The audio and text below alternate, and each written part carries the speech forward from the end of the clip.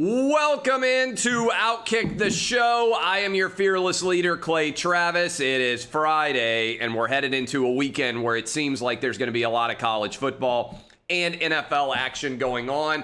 Plus, a lot of you slackers aren't working all next week because of the holiday surrounding Thanksgiving. We'll get to that in a moment, but first, I want to tell you, after this week and after the last several weeks, there may be a lot of you who want to do what I do, raise a glass and drink a lot of vodka. And if that's the case, you need Dixie Vodka for the NFL and for college football this weekend. You'll be glad that you did it.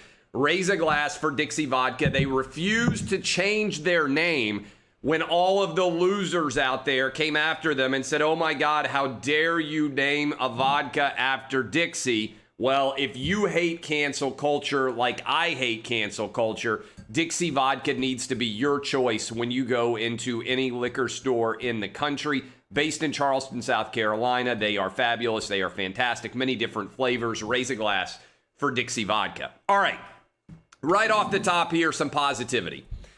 The University of Tennessee has lost 4 straight football games, but I am going to personally guarantee you that they cannot fail to cover with the number that we are going to have at FanDuel.com/Clay. For every 250 of you who bet, the line moves a point.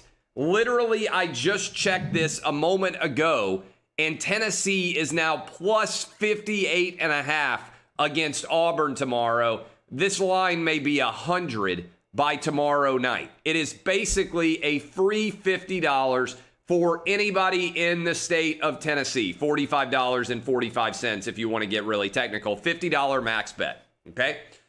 Are you listening to me? Free $50. It's going to end up Tennessee plus 100. Even Tennessee can't fail to cover that number against Auburn. By the way, the actual number is around 11. So you're talking about the number right now at 58.5. How do you get it? You have to be inside the state of Tennessee. You can be traveling for the holidays. You can cross the border from one of the 8 states that borders Tennessee. You can be landing in an airplane only to have a layover at one of the Tennessee airports. But while you're here, FanDuel.com/Clay, FanDuel.com/Clay, sign up, and you will be well on your way to winning $50 guaranteed. That's FanDuel.com/Clay. All right. Every time I think that things can't get more ridiculous in this country, they are getting more ridiculous. Much of the ridiculousness has to do with COVID and all of the insanity and fallout as a result. This is the latest COVID absurdity in sports. Virginia Tech and Pittsburgh are playing a football game in Pittsburgh this weekend. Tomorrow, in fact. Due to new Pennsylvania regulations, the teams have to wear masks on the field during the game. Not just their helmets. Inside of their helmets, they have to wear masks on the field during the game because of Pennsylvania regulations. Let me repeat. On the field, during the game, they are wearing masks, okay? Important detail here. There is not one instance in the world of COVID being spread during a sporting event. Let me repeat that. There is not one instance in the world that has been proven or confirmed or frankly even alleged that I have seen of COVID spreading from one team to another during the course of a game. This is all cosmetic theater. The number of people out there that are willing to do whatever they are told, despite all evidence to the contrary suggesting it is worthless, is blowing my mind. Most people in America have become sheep. I don't know if social media has just accelerated it. I don't know if there is an overwhelming desire to be a pussy willow, the likes of which has never existed in the history of this country. Wearing masks during football games is utterly nonsensical. There is no science that supports it. There is no science that supports the decision of California to have a curfew from 10 to 5 a.m. There is no science that supports the idea that you can't eat Thanksgiving dinner with your family. All of this is madness. Pure unadulterated madness. Logic, rationality, basic use of common sense. It doesn't exist anymore in this country right now. Every time I think that things can't get more ridiculous, I check the news and they are getting more ridiculous. Okay? I don't know when the great masses are going to finally stand up and say, enough, we're done with it, but it's past that time. It is well past the time when reasonable, intelligent Americans, Democrats, Republicans, independents, whatever your political leanings are, this is all madness. We have got to stand up to this absurdity and recognize what is going on here. All of our basic constitutional rights are being trampled on in the name of safety, and the name of safety isn't actually saving anyone. It's just not. The data doesn't reflect it at all. This is pure unadulterated madness. And I saw this tweet right before I started, and I'm thinking to myself, we are now in the position right now where things that are fundamentally not true, 100% not true, are being used as evidence that they're true. I'm using one as an example here. I'm not talking about a opinion-based disagreement. The Emmy Awards just sent out this tweet. Andrew Cuomo will receive the International Emmy Founders Award in recognition of his leadership during the COVID-19 pandemic and his masterful use of TV to inform and calm people around the world. Do people not read? Do they not look at basic data? Andrew Cuomo is the worst political leader in the 21st century, maybe in our lives in America. He directly sent COVID patients back into nursing homes, which is why New York has the worst death rate from COVID of any place in the world. He literally did a worse job dealing with COVID based on basic factual data than anyone in the entire world. And they're giving him an Emmy? This dude had the audacity to write a book about how well he handled COVID while COVID is still going on with the worst record in the world for handling COVID. They just shut down New York City schools this week again. They're going to have to lock down for a second time. New York has one of the highest unemployment rates in the nation because not only did he run up the highest rate of death in the world per capita, he also destroyed New York's economy. You literally could not have worse leadership than what Andrew Cuomo, the governor of New York, did. We are being sold an artificial bill of goods that isn't in any way reflective of what actually is going on in the real world.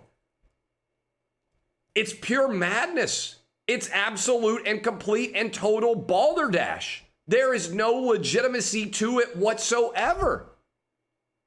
I saw that and I thought, this has to be a prank.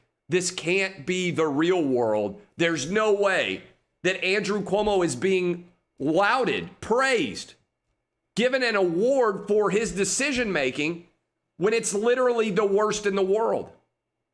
It's impossible for a politician to have done a worse job with COVID than Andrew Cuomo did, based on every objective measurement. We live in a post-facts world. It's like you can't even look at the data. Same thing with schools shutting down. There's no data to support it. Even the initial data was flawed. It was predicated on the 1918 flu, which affected people across a wide variety of age ranges.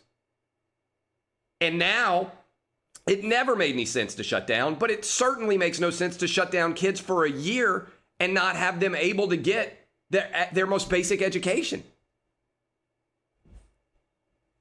I don't even know how to reconcile the absolute lies that are being sold and propagated connected to COVID.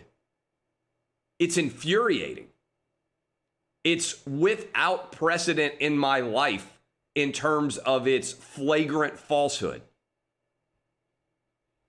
And the fact that these lies are being peddled as if there isn't clear factual data to contradict them is terrifying, frankly.